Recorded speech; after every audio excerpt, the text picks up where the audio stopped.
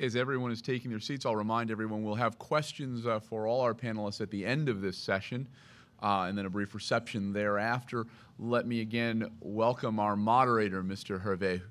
Houdré. Thank you. Thank you very much. So now we're going to talk to the future of our industry, actually, all these young people. Not so young for Eric, but I know Eric for many years. And he's a good person because now he's studying at NYU, but you know, he made some mistakes before he went to Cornell. But sorry, I love Cornell. But all four of them have had a great experience in their short career, and I'd like to ask them, each of them, to take maybe 3-4 minutes to present to us the various experiences they had. And when it comes to, I'd like to start with Eric. Eric is really focused on measuring, as someone said earlier. You know, if you don't measure, you don't manage.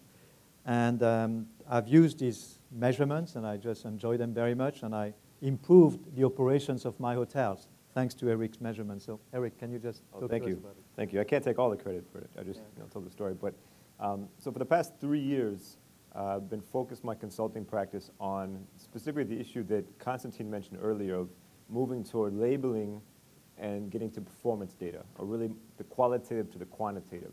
And that's where the area where there's been a lot of opportunity. And I do this type of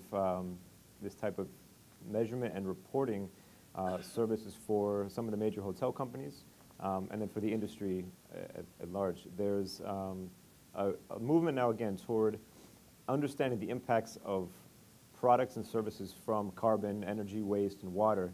And what we're getting hit with in the hotel industry are specifically what was mentioned earlier, those companies looking to measure the impacts of their supply chain. And travel and tourism, hospitality is part of that supply chain. And so the real industry question now is, what is the carbon footprint of my hotel stay? What is the carbon footprint of my meeting? And so I've been tackling that question with the industry for a few years now. Got my start with Hervé, who hired me as my first client to do that, so I owe him a lot of credit. But that's really what we've been focusing on for the last 3 years now, and the industry's really come a long way, and really are moving toward the quantitative of getting beyond the CSR of we care, we're committed. Well, how much do you care? How much are you committed? If you have a wind power renewable energy certificate in your hotel, and it's for 10% of your energy, then what about the hotel down the street that has 100% energy? They care 10 times more. So those types of issues, really, as we start to understand the different impacts and so forth, are what I've been helping the industry work with in my projects. It's been a good experience. Thanks, Eric. I'd like to turn maybe to Mathieu. Mathieu developed a great concept, which he called BEST, in food and beverage, and maybe you can explain it to us now. It's okay. Food and good time. Okay, so at the École Hôtelière de Lausanne, we have a Student Social Responsibility Committee, which is a group of students looking for sustainable future in our industry. And we take action in school, such as Mobility Day, Awareness Day. We receive guest speaker, and we also create the best concept. It's not the best concept of the world, but this is the best index. Best is B, as biologic, which is organic in English. E as équitable, which is fair trade. S, seasonal. And T, terroir, local. It's actually the 5th point of Mr. Barclay just before. This index put a score in a dish. This score is out of 10. So we implemented it in September 2010 in the curriculum of the first-year student of EHL, and also at the practical restaurant La Ferme, where they have to create a best menu. So the higher the score is, more best is the dish. You will understand everything by reading this paper. And even further, because EHL is very, very focused on sustainability, they even implemented at the food court since September 2011.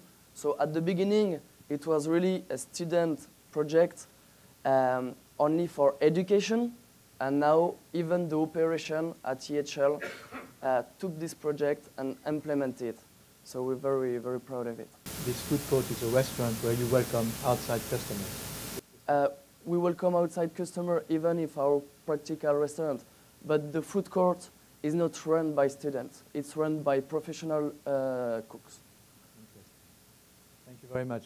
Yvette, easy for me to remember. It's a French first name for originally Chinese person. But you've worked in you worked in the food and beverage area as well, in catering, I think. And could you tell us about your experience? Sure. Last year, I was a sustainability intern for Newman's Catering. The firm has been existing in the Lower East Side for 25 years now, and it's a leading corporate, I guess, catering firm. The owner brought me on to initiate his sustainability, I guess, hopes and dreams. He felt like, it had been a personal goal for a long time, but just focusing on the business and being a small firm has overshadowed that goal. So he thought that last year was a good time to bring in extra help to kind of drive this personal goal he had for a long time. We worked with an external firm, Karen Karp Resources, the executive chef and the director of operations, to create a sustainability strategy by targeting, I guess, the key influencers in the company first, because Karen Karp Resources was really big on culture eating strategy. So if you can't get your staff and team on board, nothing will be implemented. So we created an entire organizational chart of the company and targeted the individuals who were the biggest influences in the company and worked with them to kind of spearhead these operational changes that we were about to implement. Very interesting. Thank you very much. And then finally, Eric Duchamp, you've had some experience as well, but more in buildings, was that? Yes. In real estate? Absolutely. So my focus is on existing buildings in the commercial sector. I am the manager of sustainability strategies at Cushman & Wakefield, a large global real estate services provider. And I also am a graduate student at NYU Schack Institute of Real Estate, where I'm a chair of the Center for the Sustainable Built Environment Student Alumni Committee. So focusing both on the academic with NYU and their portfolio and Cushman & Wakefield's portfolio of over 350 million square feet across the country. At Cushman, I work to develop and implement resources and programs towards what Yvette was saying, education and training opportunities for our employees to learn more about sustainable real estate and how they can affect change at the properties that they manage, and other programs such as energy, water, waste efficiency, benchmarking, tracking, LEED certification. At NYU, I'm working with the Green Buildings Campus Working Group to implement policies across the portfolio as well. Very good, very good. And as Professor Contocosta was saying, you are the agents of change. I mean, all of you in the room, but as well those here on stage. And I'd like to ask you, maybe each of you, to answer two questions. What have you learned through this experience? And then what would you do differently if you were really in charge? You want to continue, maybe? Sure, absolutely. So one of the things that we do on an annual basis at Cushman & Wakefield is called our Environmental Challenge, and that empowers our property managers to apply for a competition based on energy, water, and waste benchmarking. These property managers implement low and no-cost improvements that they can go in and do themselves, that they learn about through our training programs, as well as target their clients to build capital improvement projects into their budgets to reduce their environmental consumption. And one of the things that we've learned is this can only take us so far, that tenants are a major factor in reducing energy, water, and waste. And the next step towards the point of what would I do and what we are doing in our 2012 program is bring in tenant engagement. And while that's very hard to quantify, it's a very important step to achieving greater energy efficiency in our buildings. Yvette? Sure. I think with the ubiquitous nature of this dialogue and issue, my main takeaway was that we need to think globally but act locally. Paul, the owner of Newman's Catering, he drove this initiative by starting internally with his own business, and then it's not really by coincidence, but he also sat on the board of education for the International Special Events Society, ISIS.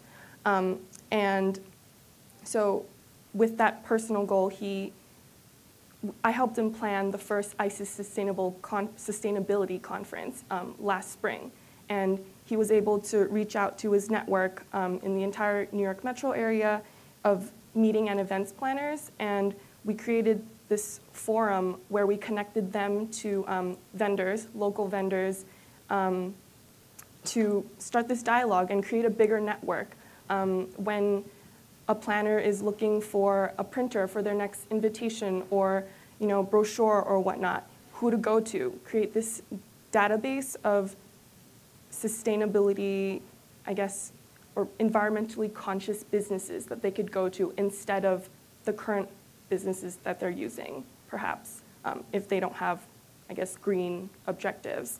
Our major challenge with converting Paul's operations was, I guess, effectively marketing that enough to our clients. For example, if our client wants our wonderful asparagus salad all throughout the year, that's not necessarily possible if we're only using local and seasonal ingredients. So, I mean, I think he's still working on that. When I left, we never found a really clear solution or strategy to solve that issue, but that was the main challenge. Did you find that you may have lost customers because of that? No, because I guess we had to run the business, like the goal of running the business and maintaining that still overshadowed, his personal objective to green his company. So it was hard to persuade them to not go with the menu options that we wanted them to go with instead of, what they loved that we offered. But I think that's a marketing issue. Mathieu, what did you learn through this experience? So through the index best, I think what I've learned most is the cooperation with school. At the beginning, it was an idea, this index, the idea of SSR, and then with school we had a great cooperation to implement it. It took a lot of time, a lot of energy, a lot of meetings, and finally we have it in different outlets in school. So from the idea to the implementation, there is a long way, and we want to see even further and maybe implement it in our gastronomic restaurant, maybe one day even in our takeaway, and maybe in school, such as yours, NYU. Why not? I'm going to ask if you have a plan to sort of expand as well to hotels or Switzerland or Europe. For the moment, EHL was our cobaye for this index. Guinea pig, yeah. Guinea pig. Yeah. And now we see that people really like using it, really like also to get the information about the food they're eating, how sustainable is the food they're eating. And yes, of course, we plan to give the tool for the restaurant business, hotel and restaurant business, and other school. So, little message to NYU. If you want to implement it, we will be delighted to help you. Or did Think Switzerland or Switzerland Think or Swiss Think? Eric? When I first started, now actually almost 15 years ago, I was very passionate about sustainability and the issues. And I think what I've most learned throughout these years is really to approach that passion and go from feeling in my heart to thinking about it with my head. And that really is the lesson I've been able to learn, is that this needs to be approached methodically, needs to be approached strategically, and especially when you're talking about these issues to people who don't care, don't understand, don't really know, to get buy-in. Really, the issue is to think about this from some of the ways that will affect them, or that will be more logical. And so that's really the big lesson I've learned, is to approach it that way.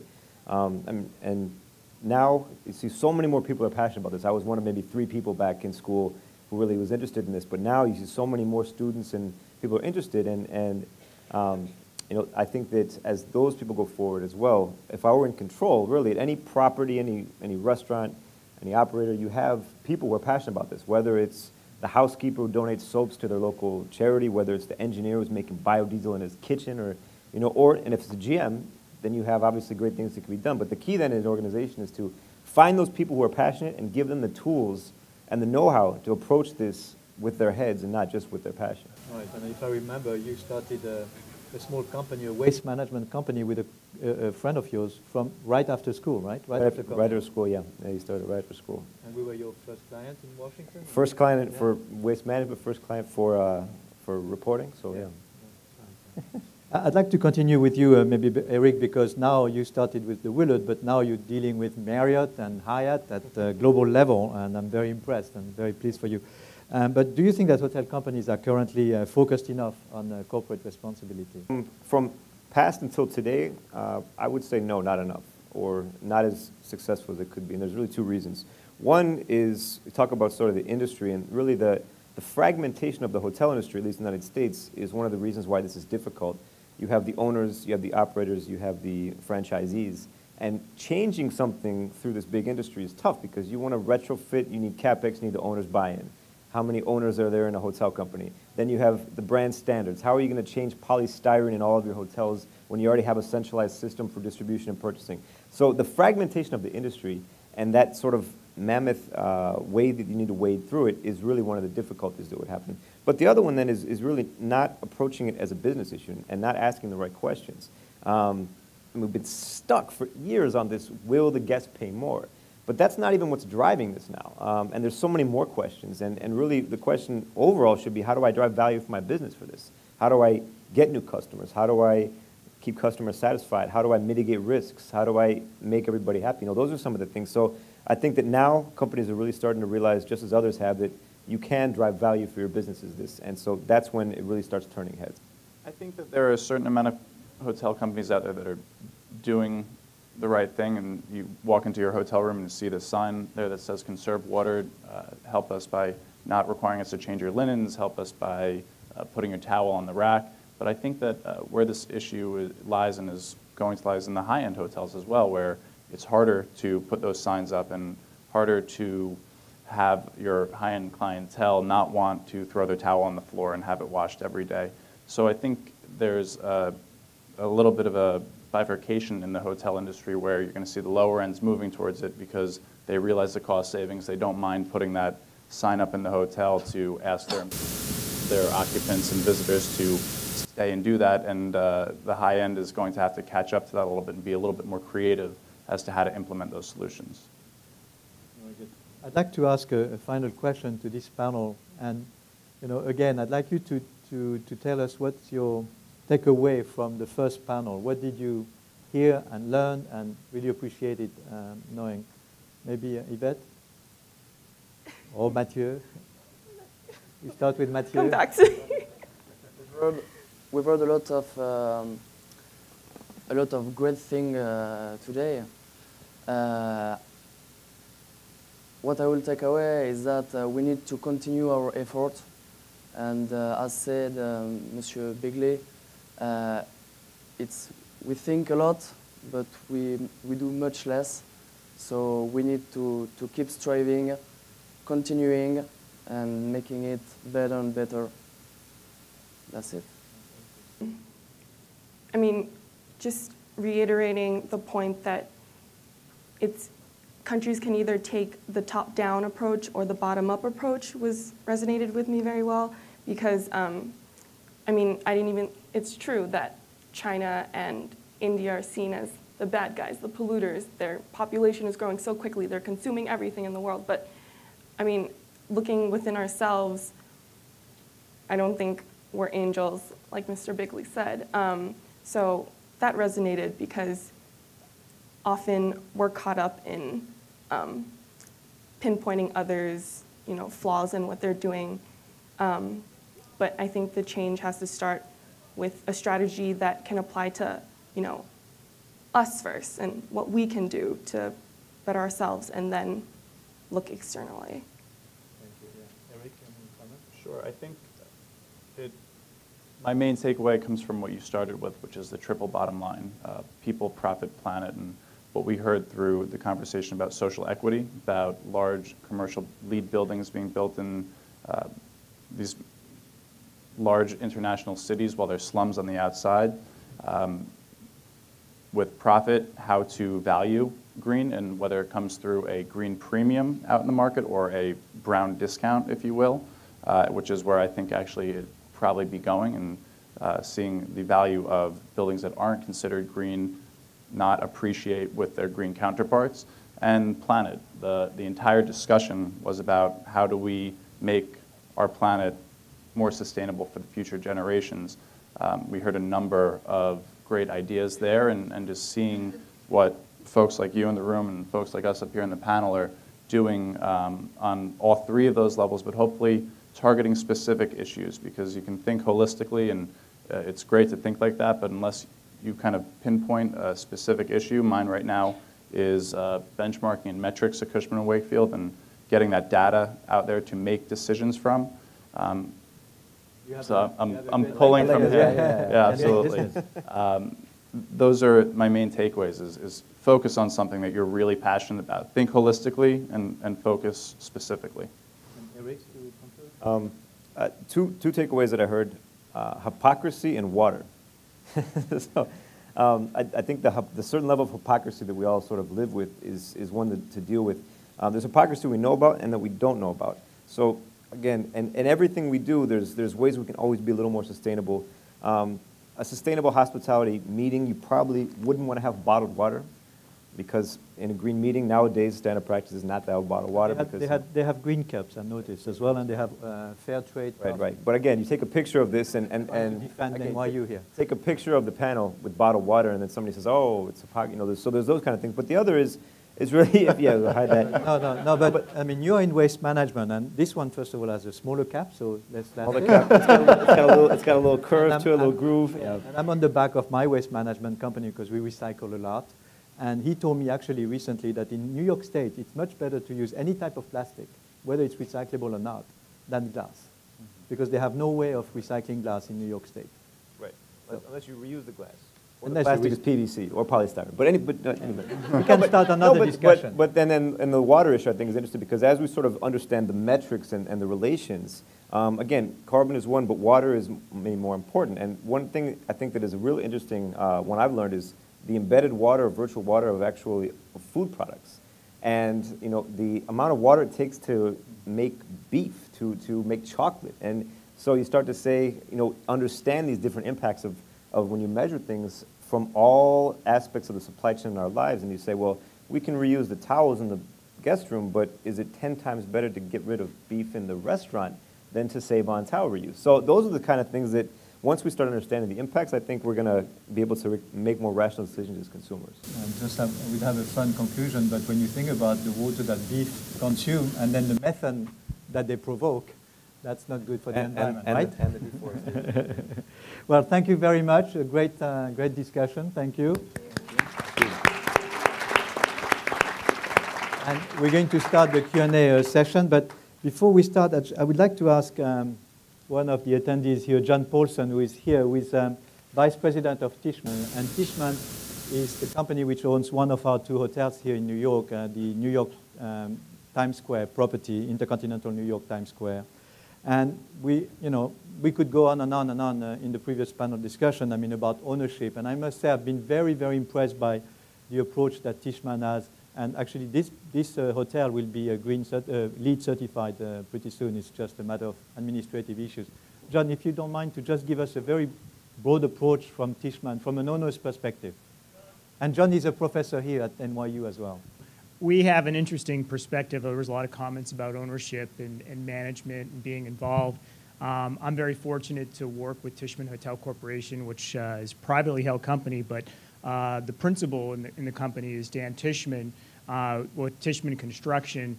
Tishman Construction is one of the largest lead building organizations in the world, biggest construction companies. They do a lot of lead buildings here in the city, and it's always been a very strong and passionate part of the Tishman organization. And I was mentioning to Hervé before that Dan was actually an ecology major in school before he wound up going into the family construction business, and it's very important to him. He's also the chairman of the National Resource Defense Council as well. So he's always incorporated that aspect of sustainability and caring about the environment into an industry that really doesn't always take that into consideration. We also own the Westin Times Square, which we put up it opened in 2002. That building, while not being LEED certified back then, it wasn't really the big issue or the big angle as it is today. So at the time, we didn't even pursue that type of certification.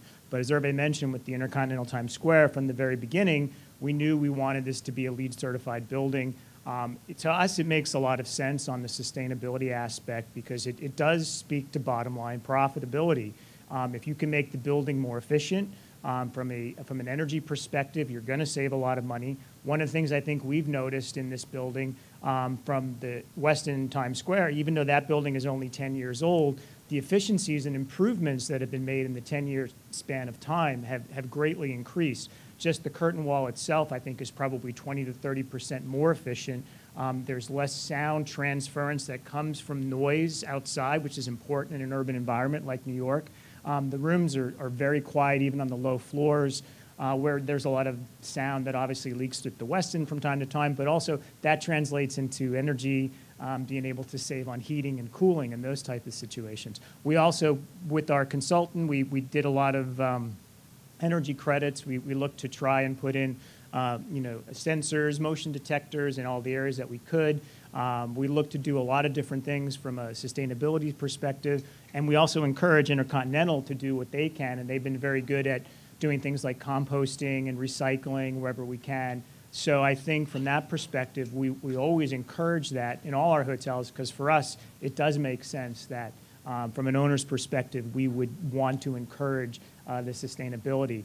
I also had the privilege of going through the master's program here at NYU and working on a paper for my applied research class that focused on sustainability. So for me, it was also an important part of what I do as a manager. I was a manager for years before going into the ownership side.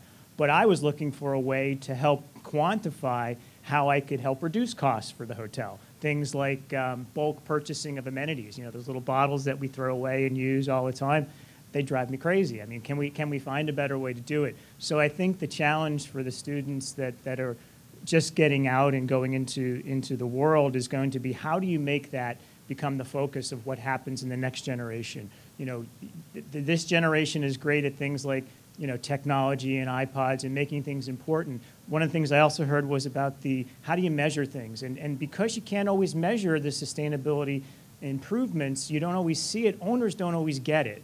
Some owners don't get it. I think we get it, and I'm hoping a lot of other owners get it. But I think that the challenge is how do you put that idea of you can save and you can make money as being an important part of what you do as a business. So Thank you. if you could just wanted to share that, thank you for letting me. Well, no, thanks, John. And again, we really appreciate on our side, this relationship this partnership with Tishman. Actually, just two very quick points because that's one of my issues as a GM. How can I make sure that my owners understand that sustainability is actually good? It's really to be focused on ROI. You have to really present projects which have an ROI. They're all focused on short term, and we heard that earlier. You're right. But as well, we're lucky to have owners who look at it from a long-term perspective. But at the end of the day, they as well, they are paid and incentivized on short term. That's life. It's the profit part of triple bottom line. So it's our role as GMs as well to come up with new solutions. And for instance, in New York, you have Con Edison, which gives incentives. You have NYSEDA, which is New York State Energy Research and Development Authority. They give incentives up to $2 million. And for instance, the New York Palace, which is a direct competitor of ours, but when it comes to sustainability, there's no competition for me. On the contrary, only best practices. And I asked them if I could mention that whenever I speak, and they approved it. And they're going to go into cogen, which is a combined generation. You know, they're going to reduce their energy purchase by 43%. And to do that, they're going to have, you know, as many machines as necessary. And NYSERDA is going to pay 50% of the investment. So at the end of the day, they have almost a 3-year return on investment. And by the way, they reduce their carbon footprint enormously. So I think, you know, you have to be very, very creative. And the other part I wanted to say as well that you have to prove to owners is that it does develop revenue. When I was still at the Willard, because we communicated more, I've not started that at the Barclay because I don't like this greenwashing thing as well, so I want to wait another year or two maybe. But at the Willard, in 2009, out of a total revenue of $65 million, $1 million was really coming thanks to the fact that we were sustainable, that we had this strategy. We had companies like Procter & Gamble. They chose the Willard versus other hotels because we were sharing the same culture. It was very important for them to organize their board meeting and show their board members that when they travel, they choose the right partner. So now I'd like to start the Q&A question-answer session. And for both panels, we'll have a mic for the answers. Who wants to start? Yes.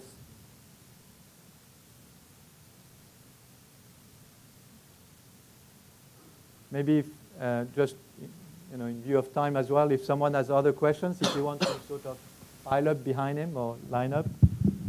Hi, my name is Jin, and I'm a sophomore in the undergrad program. My question's directed to the first panel and the first part of that discussion. What examples of renewable energy have you seen besides solar and wind in the industry, and which ones are you most enthusiastic about? Would you like to answer? Could we have there's a mic. Dueling microphones here. So there's a lot of interesting things that are on the horizon. I think fuel cell technology is beginning to emerge. The scale of and cost of fuel cell technology is beginning to be reduced, so we could see a broader range of applications. I think what's more interesting too is battery technology. Battery technology, there have been tremendous advances in the reliability and the performance and the lifetime capacity of batteries, and also the size of batteries. So that what we could see is, for example, solar panels, as everyone knows, don't work on a cloudy day, but if you had a battery source to save that energy on the sunny days so you could use it on the cloudy days, the effectiveness and then the payback of those solar panels becomes much, much lower. And the effectiveness becomes much higher, so the return on investment is much quicker and much higher. So I think that we're seeing a lot of these kind of technologies. I think the bigger issue, though, is getting away from building or site-specific renewable energy sources and looking at district and neighborhood level kind of distributed generation use of renewable technologies, because there's a lot of inefficiencies of putting windmills or wind turbines or solar panels on individual buildings because of the discrepancy in use patterns across different buildings. So I think that's also the next big horizon in terms of how to use those renewable sources. Thank you. Next question. Thank you. Thank you. Hi, my name is Dominique, and I'm a freshman in the program. My question is for both panels. What's the restaurant industry doing to expand on sustainable development?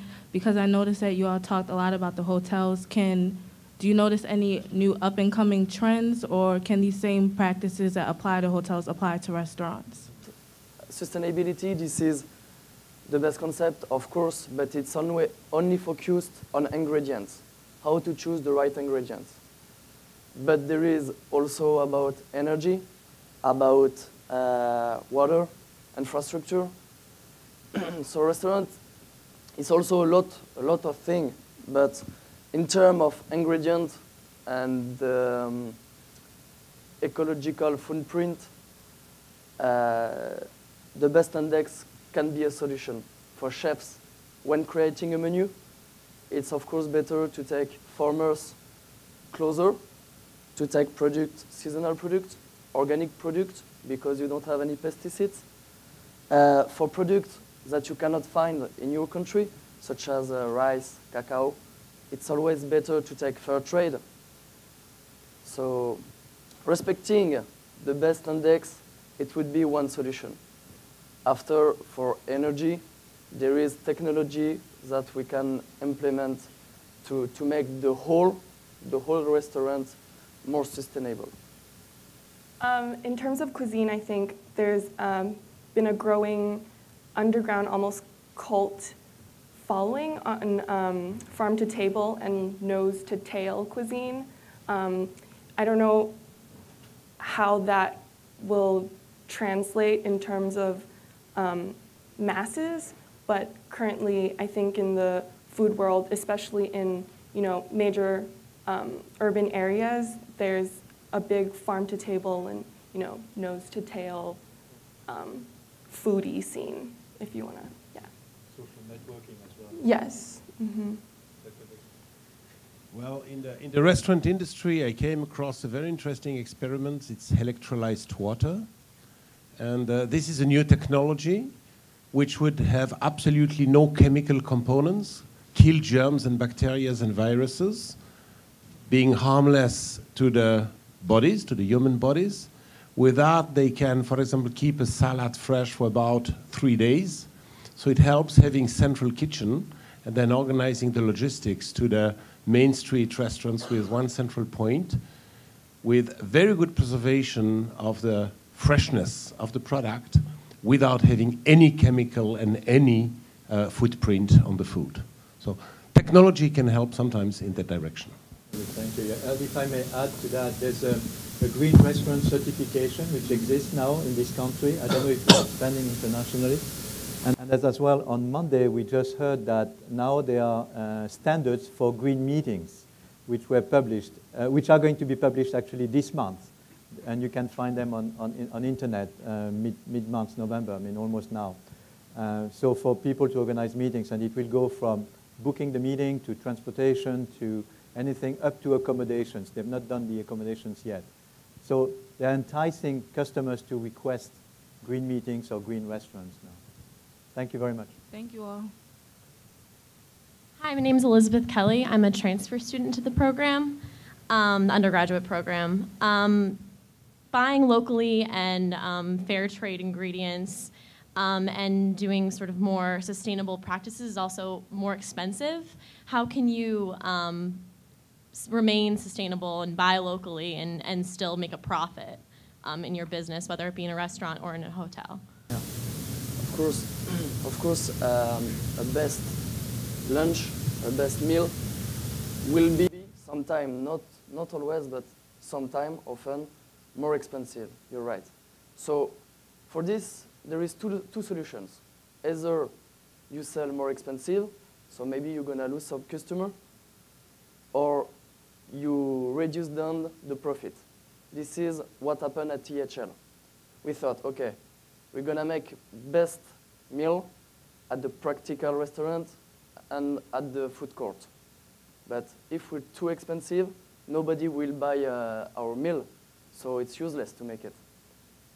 So EHL make the right decision to decrease slightly their profit in order to keep the same price as before, but with a best meal. Nowadays, if organic food is not that much developed in the restaurant industry, it's because of this issue, because it's much more expensive. But you know how is economy? If everybody buy more and more that kind of product, if the demand increases, the price will decrease. And this is what happened for some products. And you even have some products less expensive when you buy it locally. But this is a work to make when you purchase. So at school, we're very lucky to have a very strong purchasing department. So they can do the search work to find the right purchaser. If you have the habit to buy the, I don't know, the chicory in Spain, for us in Switzerland, okay, we always buy from this supplier, so we will keep doing this. But if you make this work of search, we finally find that we can have chicory very close to Lausanne for even a price less expensive. So this is all about search. But yeah, the budget thing stay a big issue. I also think part of that is a stigma that we hold with, greener eating. I know at Newman's, we broke down some of our most popular dishes with the executive chef. And there was just this, I guess, systemic idea in our heads that our clients wanted white meat chicken breast all the time. Like, it's so popular, they must love it, so we shouldn't change because that's just how we've been doing things. But we found out that it's actually much more cost effective if we bought chickens as whole and broke them down ourselves and just found more creative ways to use the rest of the chicken. And the clients were very receptive to that idea. And yes, it's, I guess, easier and more aesthetically appealing maybe to just see a piece of white meat chicken breast on the dish, but it doesn't mean we couldn't find creative ways to use the chicken as a whole. Just a small example, I guess. Thank you. Eric, you wanted to add something? Yeah, just one thing to also consider. I mean, let's not forget about the guest experience and how we're talking about being able to add art and flair and so forth. I mean, I was at a restaurant the other day where it was the nose to tail, and so everything but of the pig except the squeal. So they had but the way they told the story of how the two brothers who owned the restaurant had done this search and how they would have to be creative to have menu items for this animal that ran out and how everything was local. I mean, the way they told the story and the way they presented the guest experience really added value to the restaurant. And so, it's a different approach, but that's something that you can never forget about is how can local, organic, and everything related to that add value to the guest experience. Thank you.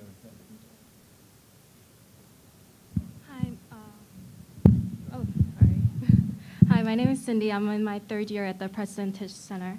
And my question is for the first panelist on their issue of fracking. I was wondering, do you guys think fracking will have positive impact in the industry?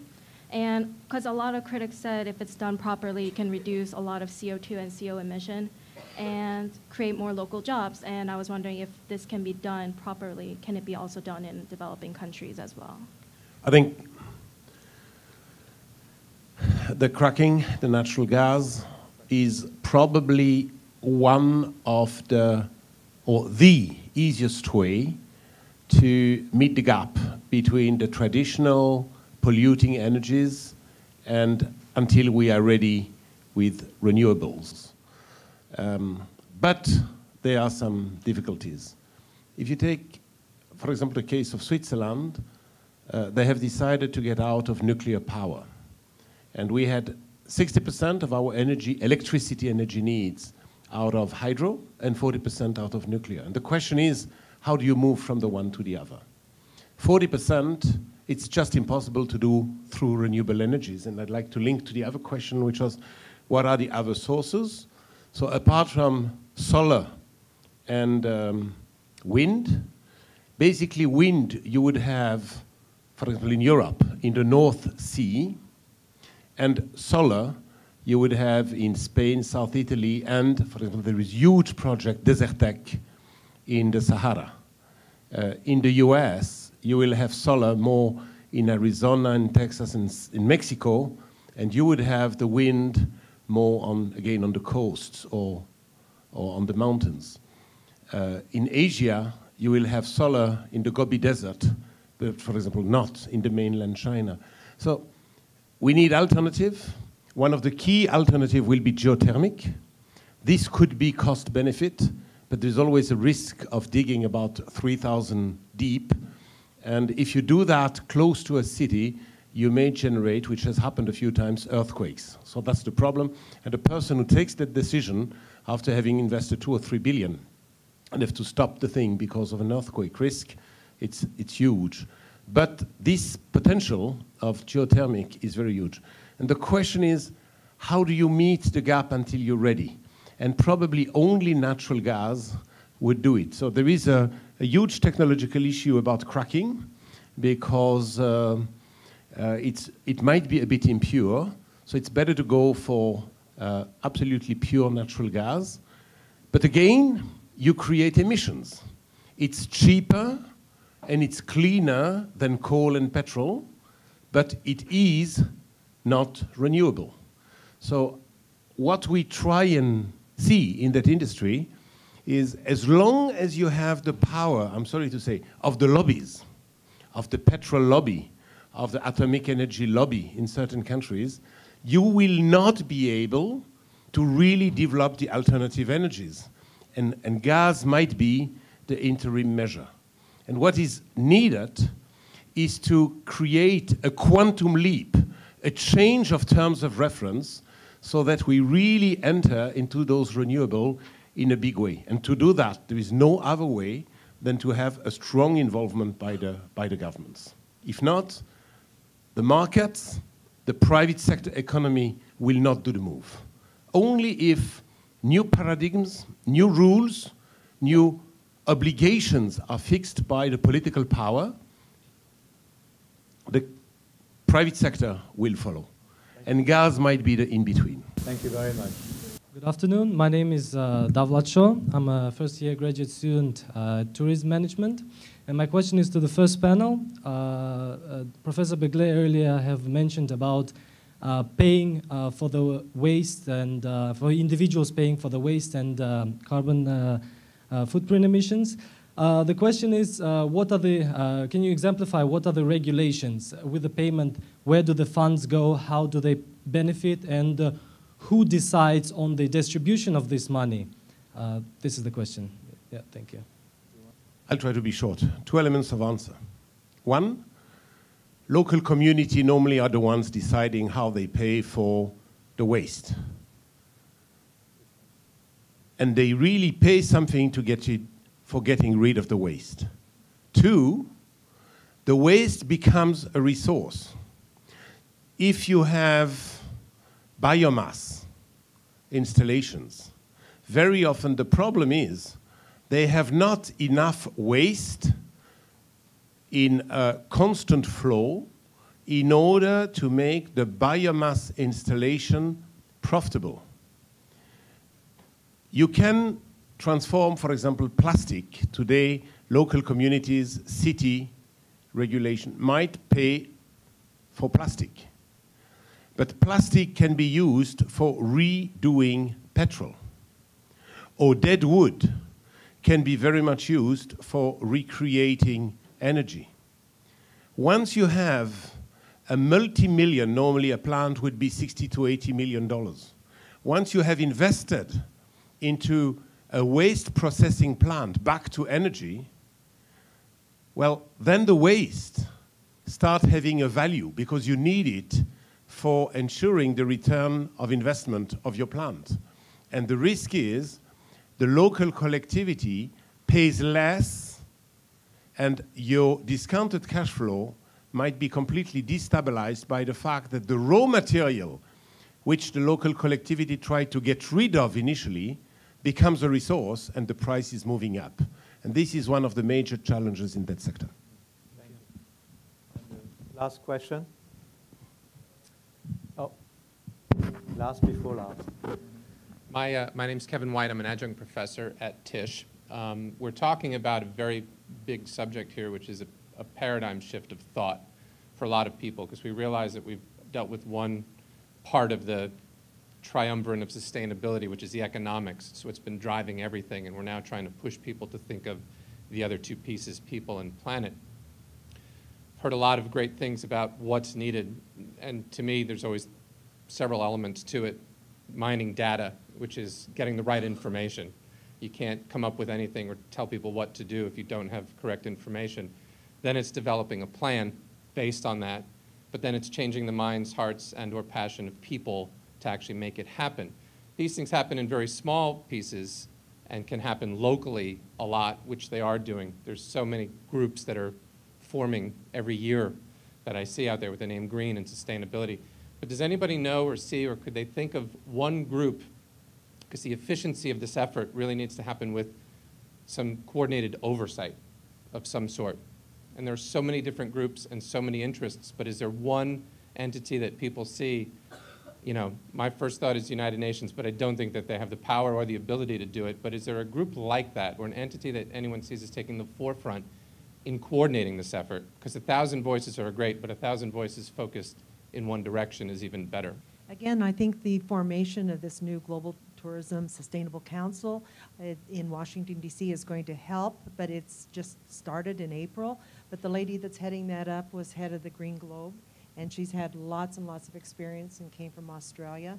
So I'm hoping that this makes a big difference. But again, just the differences in our industry, that we're going to be focusing much more on the tourism issues, but not necessarily the hotel issues, as I understand, within that organization. So once these are developed, I'm hoping that then we have a meeting maybe next year at this time and we look how these two interact. Because the hotel industry already has a lot of their guidelines, a lot of their measurements. It's totally new in this other area. Yeah.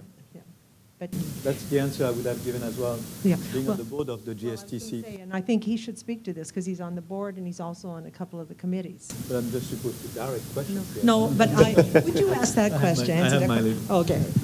Yeah, being on the board of Global Sustainable Tourism Council, the aim of our board and our mission is actually to become the overarching program under which, sort of a big umbrella, under which every certification in the world could sort of put themselves, you know, I mean, being recognized, being approved, and then being accredited. But we are really just at the first step. We actually were created after 10 years of infancy. After 10 years of infancy, with founders like United Nations Environmental Program, UNEP, United Nations World Tourism Organization, United Nations Foundation, Ted Turner, and many other companies like Sabre and major global companies as well. After 10 years of infancy, we were created last July. We actually were born in August of 2010. So it's really the first steps at the moment. We have criteria for hotels and tour operators. And we're going to eventually have criteria for all other sectors all other segments of the industry, airlines, cruise lines, attraction parks as well. And then we're working as well, parallel to that, we're working on destinations, and I really believe in that. For instance, recently I've approached Rio de Janeiro. You know, they're going to have this big meeting, Rio +20, then they have the Olympics, then they have the World Cup or reverse. And they're very interested in sustainability, and we would love to have them as you know, sort of our first, not guinea pigs, but our first customer, and really sort of make them really look, you know, super sustainable when they approach this type of events. Dr. Barclay, you wanted to add? Yeah. It's really great that you have that umbrella organization.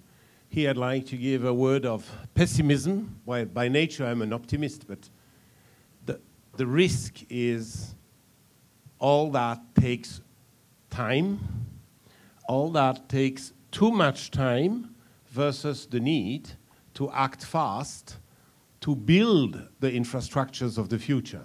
I'm now not referring exactly and exclusively to tourism and hospitality, but globally. We spoke about solar and wind new energies. If you do that, you have to redesign fundamentally the electricity grid of the US and the European and elsewhere. Because so far the electricity grid is built in such a way that you have a few power plants and they would go with high voltage to central lines, then you go down to medium stream, and then you go down to low voltage, and it goes to your house. If tomorrow there are millions of houses which have a small wind farm, it's possible to have that even at the house level, not only the super big ones.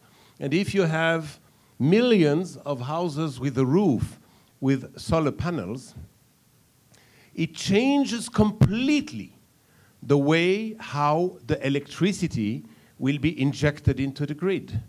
And you have to have dozens of billions of dollars investment to re-infrastructure the grid. And the minimum time to do that is 20 years. Equally, there was a very good comment about the batteries. The key problem will be how you store the energy. Now, batteries today are lithium. Lithium is becoming a very rare raw material, which is available in two, let's say, unstable countries, Colombia and Bolivia, plus China. If tomorrow you would have civil wars in the Andes, and if China would block the access to lithium, then the whole problem, how do you store the energy, becomes the next challenge. So all of that implies, and the question is absolutely spot on, a central regulating body. UN would be the right place, but it's far too weak to impose and implement. So I think if industries, in that case our industry, which is one of the leading ones, agrees on standards and tries to not only think about but impose and show the way, it would be absolutely fundamental, because there must be very clear signs for the infrastructure to be introduced and invested. It takes minimum 20 years until we are there. And probably in 20 years, the challenges will be already quite different. So we need strong leadership.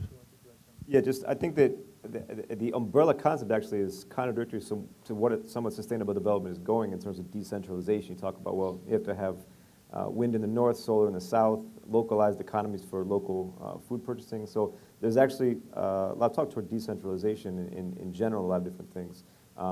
And there's so many different issues that in respective areas, a lot of stuff is popping up. But can the GSTC solve everything? Probably not, but for certain things.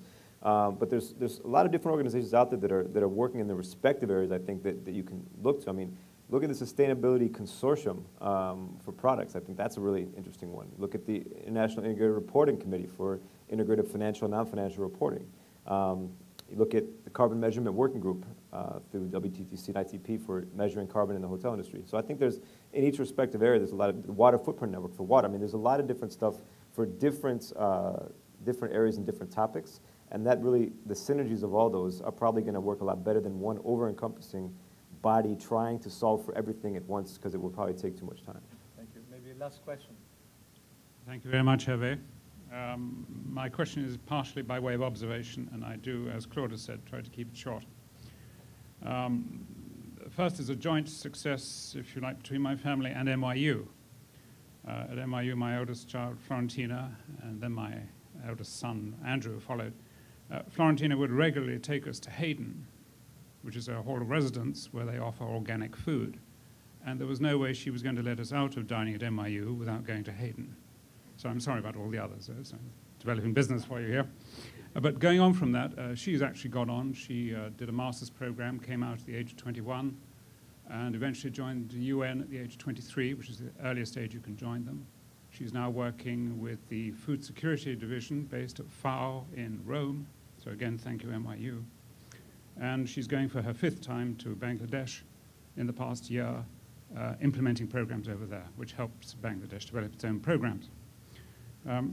I have too many hats here, perhaps, to feel comfortable.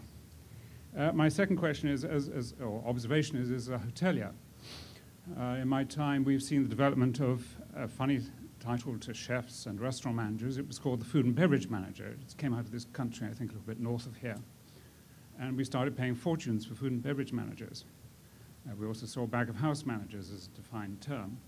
It seems we need a specific term for sustainability managers, if that's what you would like to call them. Perhaps it should be eco-manager. I mean, it needs a buzzword to really make it sexy, as we would say. And I put that question to you as a panel as to what would be the best title.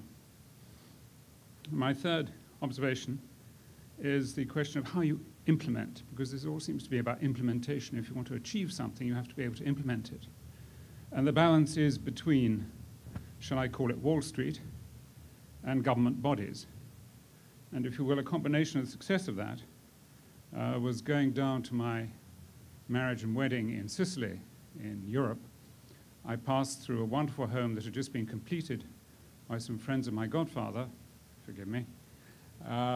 It was a Swiss home just south of Zurich, and they completed it, and we were amazed. We were eventually allowed to see the basement level of this home. And it was then, back in, what are we now, 1980s, that every home had to have its own shelter, its own bomb shelter, in the event of nuclear war. And this is a wonderful example of compulsory implementation of a program. Going on down to Sicily, I couldn't believe it. A few years ago I was there, and out of nowhere I'd suddenly see a wind turbine. And good Lord, there's another one about 5 miles away, not 6 together, but individually in different areas. And I said, well, who's funding this wonderful program? Well, in point of fact, it's the EU budget, and it's a way that I use the word mafia, has actually found out a way of getting a good source of funds to keep themselves going and develop a local product. I thought, what extraordinary success. And so that, if you like, are the two sides of how to make it happen.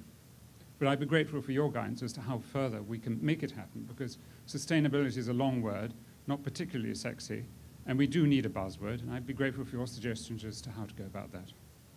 Maybe a title, we're looking for a title? Well, so may I just add one further point? Sorry about this.